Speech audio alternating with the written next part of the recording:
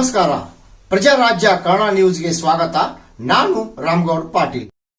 ಆಣಿಗೆ tension ಆದಪ್ಪ, ಮಾತು ಕೇಳಿಲ್ಲ ಅಂದ್ರೆ ಚುಚ್ಚು ಚುಚ್ಚು ಚಾಣಿ ಸರಿತಾರಲ್ಲ ಆ ರೀತಿ ಇವತ್ತೆಲ್ಲ ಹುಕ್ಕೇರಿ ತಾಲೂಕ ನನ್ನೆಲ್ಲ ರೈತ ದೇವ್ರುಗಳು ಜಾಗೃತ ಆಗ್ಯಾರ. ತಾವು ಇನ್ನ ಸಣ್ಣ ಪುಟ್ಟು ನೆವ ಹೇಳುದು, ಅವಾಗ ಆರಾಮಿಲ್ಲ ಅದ ಕತಿ ಇವೆಲ್ಲ ಹೇಳುದು ಬಿಡ್ರಿ. ಹಿಂದ ಅವ್ ಮಾಡ್ಯಾನು, ಅವ್ ರಜಾ ಹಾಕಿ ಹೋಗ್ಯಾನು ಬೇಡ. ನೀವ್ ಇದ್ದವ್ರ ಸಾಹೇಬ್, ನಿನ್ ಮೇಲೆ ವಿಶ್ವಾಸ ಐತಿ ನನಗೆ. ಯಾಕಂದ್ರೆ ಸ್ವಲ್ಪ ಆಕ್ಟಿವ್ ಇದೀನಿ, ಕೆಲಸ ಮಾಡತ್ತಿ ಅಂತ ಹೇಳಿ ಎಲ್ಲಾ ಟೀಮ್ ಕರ್ಕೊಂಡ ದಯವಿಟ್ಟು ನೀರಾವರಿ ಅವರ, ಯಾಕಂದ್ರೆ ನೀವು ಸರಿಯಾಗಿ ನಮಗ್ ತಿಳಿಸಿದಾರಕ್ ಮಾಹಿತಿ ನಾವು ಜಾಗೃತ ಆಗಿಲ್ಲ. ನಾವೇನ್ ತಿಳ್ಕೊಂಡು ನೀರಾವರಿ ಅವ್ರು ಮಾಡತ್ತಾರ ನಾಳೆ ನೀರು ಬರ್ತೈತಿ, ನಾಡ್ದು ನೀರು ಬರ್ತೈತಿ, ಅಚ್ಚಿ ನಾಡ್ದು ಬರ್ತೈತಿ ಅಂತ ಹೇಳಿ. ಅಲ್ರಿ ಏನಾರ ಪೈಪ್ ಹೊಡೆದವು, ಮೋಟ್ರ್ ಸುಟ್ಟಾವು, ಮತ್ ಏನಾರ ಕ್ರ್ಯಾಂಕ್ ಆಗೈತಿ, ಇದು ಒಂದು ಮಾಹಿತಿ ಕೊಟ್ಟಪ್ಪ ಅಂದ್ರ ತಕ್ಷಣ ಅದನ್ನ ಏನಾರ ಗುದ್ದಾಡಿ ಆಗೋದು ರಿಪೇರಿ ಮಾಡ್ಯಾರ ರೈತರಿಗೆ. ನಾವು ಬಂದು ಇಲ್ಲಿ ಹೇಳ್ಬಾರ್ದು, ನಿಮ್ಗೆ ಅಪಮಾನ ಮಾಡಬಾರ್ದು. ಮಾಡ್ರಿ. ಈ ರಾಜ್ಯದ ಮುಖ್ಯಮಂತ್ರಿ ಕೂಡ ಎಚ್ಚರಿಕೆ ಕೊಡ್ತಾ ಇದೀವಿ, ನೀರಾವರಿ ಮಂತ್ರಿ ಕೂಡ ಎಚ್ಚರಿಕೆ ಕೊಡ್ತಾ ಇದೀವಿ. ನಮ್ಮ ಗೋರಿ ಮೇಲೆ ರಾಜಕಾರಣ ಮಾಡ್ಬೇಡ್ರಿ, ಬಜೆಟ್ ತೆಗ್ದಿಡ್ರಿ. ವಿದ್ಯುತ್ ಅನ್ನು ಖಾಸಗೀಕರಣ ಮಾಡತ್ತೀರಿ. ಈಗ ನೀರಾವರಿ ಕೂಡ ಖಾಸಗೀಕರಣ ಮಾಡ್ತಕ್ಕಂಥ ಚಟುವಟಿಕೆ ಒಳಗೆ ಹೊಂಟದ್ರಿ. ಈ ಡ್ಯಾಮ್ ಎಲ್ಲ ಮಾರತಾರ. ಅಂದಾಣಿ, ವಿಜಯ್ ಮಲ್ಯ ಅಂತವ್ರಿಗೆ ಇಂಥವ್ರಿಗೆ ಏನು ಸಾವಿರಾರು ಕೋಟಿ ಒಡೆಯರಿಗೆ ಈ ಡ್ಯಾಮ್ ಕೂಡ ಪ್ರೈವೇಟೈಸೇಷನ್ ಮಾಡೋರ್ದಾರ, ವಿದ್ಯುತ್ ಮಾರೋರ್ದಾರ, ಎಲ್ಲ ಮಾರೋರ್ದಾರ. ಈಗ ಪ್ರೈವೇಟ್ ಮಾಡಿ ಚಿಪ್ ಮೇಲೆ ನಮ್ಮ ಭವಿಷ್ಯ ಕಟ್ಕೋಂತ ಪರಿಸ್ಥಿತಿಯನ್ನ ಸರ್ಕಾರಗಳು ತರತಾವ. ಅದಕ್ಕಾಗಿ ಪರಿಹಾರ ಒಂದ, ಹುಕ್ಕೇರಿ ತಾಲೂಕಿನಾಗ ಮನಿಗೊಬ್ಬ ರೈತ ತಾಯಿ, ಒಬ್ಬ ರೈತ ಹೆಗಲ ಮೇಲ ಈ ಶಾಲೆ ಇರ್ಲೇಬೇಕು. ಈ ಶಾಲೆ ಎತ್ತಪ್ಪ ಅಂತಂದ್ರ ಈ ರಾಜ್ಯದ ಮುಖ್ಯಮಂತ್ರಿನೂ ಎಚ್ಚರ ಮಾಡ್ದತಿ, ಈ ದೇಶದ ಪ್ರಧಾನ ಮಂತ್ರಿ ಕೂಡ ಎಚ್ಚರಿಕೆ ಕೊಡ್ತಕ್ಕಂತ ಇದು ಸಂಕೇತ. ಅದಕ್ಕಾಗಿ ತಾವೆಲ್ಲರೂ ಕೂಡ ಜಾಗೃತ ಆಗ್ರಿ. ನಾಳೆ ಇದ್ರ ಈ ಹೋರಾಟನ ಹಿಂದ್ ತಕ್ಕೋಬೇಕಾಕತಿ, ಇಲ್ಲ ಅಂದ್ರೆ ಇದು ಚಳವಳಿ ಮುಂದುವರಿತೈತಿ ಅನಿವಾರ್ಯ ಅಂತೇಳಿ ಅವ್ರ ತೀರ್ಮಾನ ಮಾಡಿರ್ತಕ್ಕಂಥ CPI ಸಾಹೇಬ್ರ. ಏನ್ ಬೇಜಾರು ಮಾಡ್ಕೋಬೇಡ್ರಿ, ಅನಿವಾರ್ಯತೆ ಶಾಸಕರು ಕೂತಾರೋ. ಇದು ಕಠಿಣ ಪರಿಸ್ಥಿತಿ ಬಂದ್ರೆ ಕುತ್ತಿಗೆ ಬಂದೈತಿ. ಮಂದಿಗೆ ಯಾಕ ಗಟ್ಟಿ ಆಗ್ಯಾರತ್ತಂದ್ರ, ಇಷ್ಟೆಲ್ಲ ಗಟ್ಟಿ ಕೂತ್ ನೀರಾವರಿ ಬಜೆಟ್ ಸ್ಯಾಂಕ್ಷನ್ ಆದಪ್ಪ ಅಂದ್ರ ನೀರ್ ಹೋಗಿ ನಮಗ್ ಮುಟ್ಟದತ್ಲ ಅನ್ನುವಂತ ಸಂಕಲ್ಪ ಮಂದಿ ತಲೆ ಆಗೈತಿ. ಇದನ್ನ ಸಡ್ಲ ಏನಾರು ಬಿಟ್ಟುಪ್ಪ ಅಂತಂದ್ರ ಮತ್ತೊಂದ್ ಏನಾರ ಕತಿ ಹೇಳ್ಕೋತ ಹಿಂಗ ಹೋಗಿ ಹೋಗಿ ಹೋಗಿ ನಮ್ ಜೀವನಾನ ಬಾಧ ಆಗ್ಬಾರ್ದು. ಯಾಕಂದ್ರ ಈಗ ನಾವ್ ಇಲ್ಲಿ ಮಗಲ ಕಬ್ಬ್ ಹಚ್ಚಿಯಲ್ಲಿ ನೀರಾವರಿ ಇದ್ದಾವ 3,300 ರೂಪಾಯಿ ರೇಟ್ ತಗೋತಾನು, ಕಬ್ಬ್ ಬೆಳೆಯತಾನು, ಒಳ್ಳೆ ಬೆಳೆ ಬೆಳೆಯತಾರು. ಪಾಪ ಅವ್ರ ಮಳೆ ಆಶ್ರಿತ ಮಳೆ ಆದ್ರ ಬೆಳೆ, ಮಳೆ ಆಗ್ಲಿಲ್ಲ ಅಂತಂದ್ರೆ ಅವ್ರೆಲ್ಲ ಕುಟುಂಬ ಬೀದಿಗೆ ಬರ್ತಕ್ಕಂಥದ್ದು. 10,000 ರೂಪಾಯಿ ಸಂಬಂಧ ಗೋವಾ, ಮುಂಬೈ, ದಿಲ್ಲಿಗೆ ದುಡಿಯಾಕ ಕೊಂಡಿದಾರ ನಮ್ಮ ಮಂದಿರಿ. ಹೆಣ್ಣು ಕೊಡುವಾರ ಅದು ನೋಡ್ರಲ್ಲ. ನಿಮಗೂ ಇನ್ನೊಂದು ಹೇಳ್ತು, ಗುರುಗಳು ಹೇಳವ್ರಿದ್ರ, ಅವ್ರ ಯಾವಾಗ್ರ ಸಂದರ್ಭ ಬಂದಾಗ ಹೇಳ್ತಾರ, ಹೆಣ್ಣ ಯಾರ ಕೊಡವ್ರ, ನಾವ ರೈತರ ಮಕ್ಕಳಿಗೆ ಹೆಣ್ಣು ನಾವ ಕೊಡುದಿಲ್ಲ. ಅವ್ರದ್ದು ಹೋಗೈತಿ. ಈಗ ಸುಮಾರು 20 ಹಳ್ಳಿಗಳು ಕಳ್ಕೊಂಡಿರ್ತಕ್ಕಂಥ ಕುಟುಂಬಗಳಿಗೆ ಇವತ್ತು ಹುಗ್ಯಾಕ ಆಗಿಲ್ಲ. ಬ್ರಿಟಿಷರು ಬಂದಿಟ್ಟುಗ್ಯಾರತಿ ಹುಕ್ಕೇರಿಗೆ ನೀರಾವರಿ ಮಾಡ್ಬೇಕಂತೇಳಿ ಅವಾಗ ಬರ್ದಿಟ್ಟಾರು. ಈಗ ಬಂದಿರ್ತಕ್ಕಂಥ ಬ್ರಿಟಿಷರು ಇನ್ನ 60-79 ವರ್ಷ ನೀರಾವರಿ ಮಾಡ್ಲಿಲ್ಲ. ಇವೆಲ್ಲ ಬಹಳ ಬೇಜಾರ ಸಂಗತಿ ಐತಿ. ನಾವ್ ಒಟ್ಟ ಯಾರನ್ನೂ ಬೇಯಬಾರ್ದು ಅಂತೇಳಿ ಗುರುಗಳು ನಾವ ತೀರ್ಮಾನ ಮಾಡಿತ್ತು. ಕರ್ಮ ಎಂತಂದ್ರ ಮತ್ತಿನ್ ಸಿಟ್ಟರ್ ಯಾರ ಮೇಲೆ ಮಾಡೋದು ಗುರುಗಳು, ಹೌದಲ್ರಿ? ಪರಿಸ್ಥಿತಿ ಹೆಂಗಾಗೈತಿ, ಯಾರ ಮೇಲೆ ಮಾಡೋದ? ಓಟ್ ಹಾಕಿ ಅಧಿಕಾರ ಕೊಡುದಿಲ್ಲ. ಶಾಸಕರು ಮಾಡಿದು, ಮಂತ್ರಿ ಮಾಡಿದು, MP ಮಾಡಿದು, ಜಿಲ್ಲಾ ಆಡಳಿತ ಎಲ್ಲ ವ್ಯವಸ್ಥೆ ಕೊಡುದು. ಒಂದು ಕಾರ್ಯಾಂಗ, ಒಂದು ಶಾಸಕಾಂಗ, ನ್ಯಾಯಾಂಗ ಅಂತೇಳಿ ಇವತ್ತು ಅಂಬೇಡ್ಕರ್ ಅವರು ನಮಗೊಂದು 3 ವ್ಯವಸ್ಥೆ ಮಾಡಿ ಸರಿಯಾದ ಸಮಾನಕವಾಗಿ ಈ ಜನರನ್ನು ವೈರಿ ಅಂತೇಳಿ ಅವ್ರ ಕೈ ಕೊಟ್ರ ಅವ್ರಷ್ಟೇ ಸಮಾನವಾಗಿ ಹೋಗ್ತಾ ಇದಾರೆ. ಅಧಿಕಾರಿಗಳು ಮತ್ತು ರಾಜಕಾರಣಿಗಳು ತಮ್ಮ ಬಾಳೆ ಸಮಾನವಾಗಿ ನೋಡ್ಕೋತೊಂಡಾರ. ಯಾರ ಗೋರಿ ಮೇಲೆ ರಾಜಕಾರಣ ಮಾಡತ್ತಾರು? ರೈತರ ಗೋರಿ ಮೇಲೆ ರಾಜಕಾರಣ ಮಾಡತ್ತಾರ. 60-65 ವರ್ಷ ಡ್ಯಾಮ್ ಆಗೈತಿ, ಇಲ್ಲಿ ನೀರಾವರಿ ಆಗಿಲ್ಲ ಅಂದ್ರೆ ಈಗ ಹುಕ್ಕೇರಿ ತಾಲೂಕು ನನ್ನ ರೈತ ದೇವರುಗಳ ಮೇಲೆ ಇಲ್ಲಿ ಇರ್ತಕ್ಕಂಥ ರಾಜಕಾರಣಿಗಳು ನಿಮ್ಮ ಗೋರಿ ಮೇಲೆ ರಾಜಕಾರಣ ಮಾಡತ್ತಾರ. ವಿಚಾರ ಮಾಡ್ರಿ ನೀವು, ಎಂತ ದುರ್ದೈವ. ಒಬ್ಬ ಹುಚ್ಚು ಗೊತ್ತಾಕೈತಿವಪ್ಪ. ನಾವ ಗುರುಗಳಲ್ಲಿ ಬಿಜಾಪುರಕ್ಕ ಹೋಗಿದ್ದು, MB ಪಾಟೀಲ್ ಸಾಹೇಬ್ ಬಂದಿದ್ದ ಲೆಕ್ರಿ ಗುರುಗಳು ಒಂದು ಕಾರ್ಯಕ್ರಮದಾಗ ಕೂಡಿದ್ದು. 30,000 ಕೋಟಿ ರೂಪಾಯಿ 10 ವರ್ಷದಾಗ ನೀರಾವರಿ ಮಾಡ್ಯಾರ. 30,000 ಕೋಟಿ ರೂಪಾಯಿ. ಆ ಭಾಗದಾಗ ಅವ್ರನ್ನ ಭಗೀರಥ ಅಂತೇಳಿ ಪೂಜೆ ಮಾಡೋದ್ ಮಂದಿ ನೀರಿಗಾಗಿ.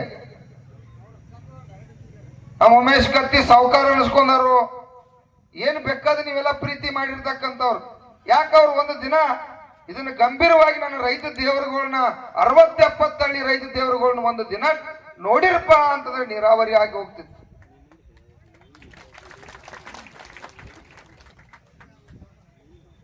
ಬಹಳ ಈಸಿ ಮಾಡ್ಲಿಲ್ಲ. ಇಲ್ಲಿವರೆಗೆ ಬಂದೈತಿ ಅಂದ್ರೂ ಕೂಡ ಇನ್ನು ಮುಂದೆ ಮಾಡ್ಕೋಬೇಕಾಗೈತಿ. ಅದಕ್ಕೆ ನಾವರಿ ಒಕ್ಕಟ್ಟಾಗೋಣಪ್ಪ. ನಮ್ಮ ಬಾಳೆ ಹಾಳಾಗತೈತಿ, ನಮ್ಮ ಹೊಟ್ಟಿ ಕಡೆ ಆತೈತಿ, ನಮ್ಮ ಕುಟುಂಬ ಬೀದಿಗೆ ಬರತ್ತಾರು, ನಮ್ಮ ತಾಯಿ ತಂದಿನ ಜೋಪಾನ ಮಾಡಕ್ ಆಗವತ್ತು. ನಮ್ಮ ಭೂಮಿ ಮಗಲಾಗ ಇದೇಗ ಅಮ್ಮ ಹೇಳತ್ತಿಳ, ಇಲ್ಲಿಂದ್ರ ಬಾಗಲಕೋಟೆ ಒಳಗೆ ನೀರು ಹೋಗ್ತೈತಿ, ಅದನ್ನ ನೋಡ್ಕೋತ ನಾವು ಹೊಟ್ಟಿ ಉರುಳಿ ಮಾಡ್ಕೋತ್ಕೋತದು. ನೀರು ಕೊಡ್ರು, ಬ್ಯಾರೇದೇನು ಕೇಳತ್ತಿಲ್ಲ ಅಂತೇಳಿ ಇವತ್ತು ಕೈ ಮುಗಿದು ತಾಯಿ ಕೇಳತ್ತಿಳ. ಇವೆಲ್ಲ ಎಂತ ನೋಡಕ್ ನಮಗ ಬಹಳ ಕೆಟ್ಟ ಅನಿಸ್ತೈತಿ, ಬಹಳ ಬೇಜಾರು ಅನಿಸ್ತೈತಿ. ಮಾಡಿರ್ತಕ್ಕಂಥ ಅನ್ಯಾಯ ಈ ಸಾಮಾನ್ಯವಾದ ಈ ರಾಜಕಾರಣಿಗಳು ಅಲ್ಲ. ಆದ್ರೂ ಇವತ್ತಾದ್ರೂ ಸದ್ದಾದ್ರೂ ಇದು ಸರಿ ಹೋಗ್ಬೇಕಾಗಿತ್ತು. ಅದಕ್ಕಾಗಿ ನಾವಿಲ್ಲಿ ಹುಕ್ಕೇರಿ ಸರ್ಕಲ್ ಬಂದ್ ಮಾಡಿ, ಬಸವೇಶ್ವರ ಸರ್ಕಲ್ ಬಂದ್ ಮಾಡಿ ಅಹೋರಾತ್ರಿ ಧರಣಿ ನಡೆಸಿ 2ನೇ ದಿನ ಹೋರಾಟವನ್ನ ಪ್ರಾರಂಭ ಮಾಡಿದ್ವು. ಈಗೂ ಕೂಡ ಇದೇನ್ ದೊಡ್ಡ ವಿಷಯ ಇಲ್ಲ. 1,000-2,000 ಕೋಟಿ ರೂಪಾಯಿ ವ್ಯವಹಾರ ಐತೆ. ಸುಮಾರು 70 ವರ್ಷದಿಂದ ಈ ಹುಕ್ಕೇರಿಗೆ ವಂಚನೆ ಆಗೈತೆ. ಕುಟುಂಬಗಳಿಗೆಲ್ಲ 60-70 ಹಳ್ಳಿ ಕುಟುಂಬ ಇವತ್ತು ಸಂಕಷ್ಟನ, ವನವಾಸನ್ನ, ಬರಗಾಲನ್ನ, ಎಲ್ಲಾ ಕಷ್ಟವನ್ನ ನನ್ನ ದೇವರುಗಳು ಅನುಭವಿಸತ್ತವು. ಈಗಲಾದ್ರೂ ನಮ್ಮ ಬೆಳಗಾವಿ ಜಿಲ್ಲಾ ಉಸ್ತುವಾರಿ ಸತೀಶ್ ಜಾರಕಿಹೊಳಿ ಸಾಹೇಬರು ಕೂಡ ತಾವು ಮನಸ್ಸು ಮಾಡ್ರೆ ಈ ನೀರಾವರಿ ಆಗಲಿಕ್ಕೆ ಸಾಧ್ಯದ. ನಮಗ 100% ಗೊತ್ತೈತೆ. ನೀರಾವರಿ ಮಾಡ್ರೆ ಸತೀಶ್ ಜಾರಕಿಹೊಳಿ ಅವರ ಮಾಡ್ಬೇಕು. ಯಾಕಂದ್ರ ಒಂದು ಸರ್ಕಾರದಾಗ ಮಂತ್ರಿ ಅದಾರು, ಜಿಲ್ಲಾ ಉಸ್ತುವಾರಿ ಅದಾರು. ಅವರ ಈ ರಾಜ್ಯದ ಮುಖ್ಯಮಂತ್ರಿ ಕೂಡ ಅವ್ರ ಮಾತು ಕೇಳ್ತಾನೋ. DK ಶಿವಕುಮಾರ್ ಕೂಡ ಕೇಳಿ 2,000 ಕೋಟಿ ರೂಪಾಯಿ ಇದಕ್ಕೆ ಹಣ ಹಾಕಿ ಈ ಬಿಡುಗಡೆ ಮಾಡಿರಪ್ಪ ಅಂತಂದ್ರ ಈಗೇನ್ ನಿನ್ನೆ ಆಫೀಸರ್ ಬಂದಿರ ಅವ್ರನ್ನ ಬಂದಾರಲ್ಲ, ಆಮಲ್ಲ ಅವ್ರನ್ನ ಆಫೀಸರ್ ಕರ್ಸತ್ ಹೇಳಿನ್ರಲ್ಲ. ನೀರಾವರಿ ಡಿಪಾರ್ಟ್ಮೆಂಟ್ ದವ್ರು ಆದ್ರು ಅದಾರು ಸಾರ್ವಜನಿಕಗಳನ್ನ ಚರ್ಚೆ ಆಗಿಲ್ಲವ. ಅವ್ರ ಗಂಡು ಮಕ್ಕಳ ಮನ್ಯಾಗ ಆರಾಮದಾರು ಇಲ್ಲ, ನಾವು ಕರ್ಕೊಂಬರ್ಬೇಕೈತೆ ಅವ್ರನ್ನ. ಒಟ್ಟ 10-20 ನಿಮಿಷನಾಗ ಇಲ್ಲಿ ಕರೆಸ್ರಿ.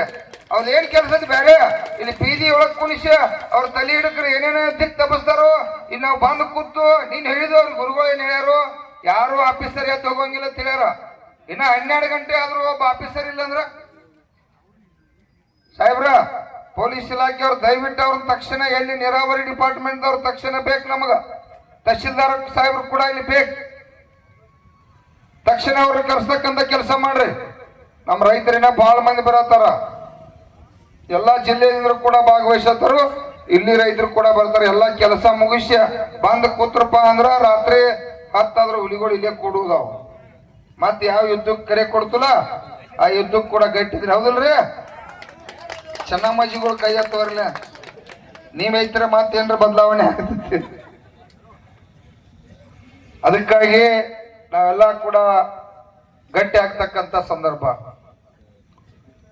ಮತ್ತು ಒಬ್ಬರು ಪರಮ ಪೂಜ್ಯರು ಭಾಗವಹಿಸರು, ಅವ್ರಿಗೂ ಕೂಡ ಯಾರ್ಯಾರು ಬರ್ತಾರೋ ಏನೇನೈತಿ ಕಾಯ್ಬೇಕಾಗಿದೆ.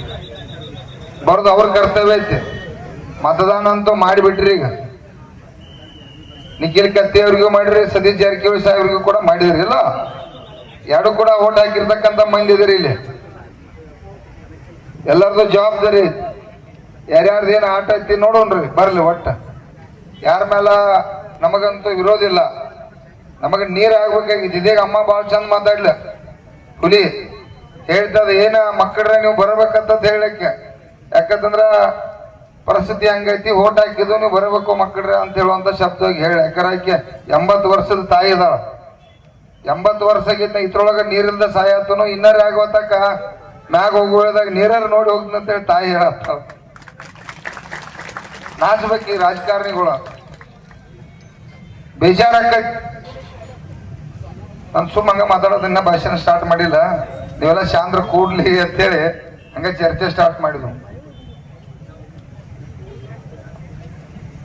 ಬಹಳ ಈ ಹುಕ್ಕೇರಿ ತಾಲೂಕು ಅನ್ಯಾಯ ಆಗೈತೆ. ಯಾಕಂದ್ರೆ ನಿನ್ನಿಂದ ಗುರುಗಳ ಪರಮ ಪೂಜ್ಯ ನಮ್ಮ ಶಶಿಕಾಂತ್ ಗುರೂಜಿ ಅವರ ಏನ್ ನಡೀತಕ್ಕಂತ ನಿನ್ನೆ ಹೋರಾಟ ನೋಡಿ ಇಡೀ ಹುಕ್ಕೇರಿ ತಾಲೂಕು ಇರ್ಬೋದು, ಬೆಳಗಾವಿ ಎಲ್ಲಾ ರಾಜ್ಯ ತುಂಬಾ ಚರ್ಚೆ ನಡೆದಕ್ಕಂದ್ರ 2 ಡ್ಯಾಮ್ ಇದ್ದು 3 ನದಿ ಇದ್ದು ಹೆಂಗ್ ಹುಕ್ಕೇರಿಗೆ ನೀರು ಕೊಟ್ಟಿಲ್ಲ?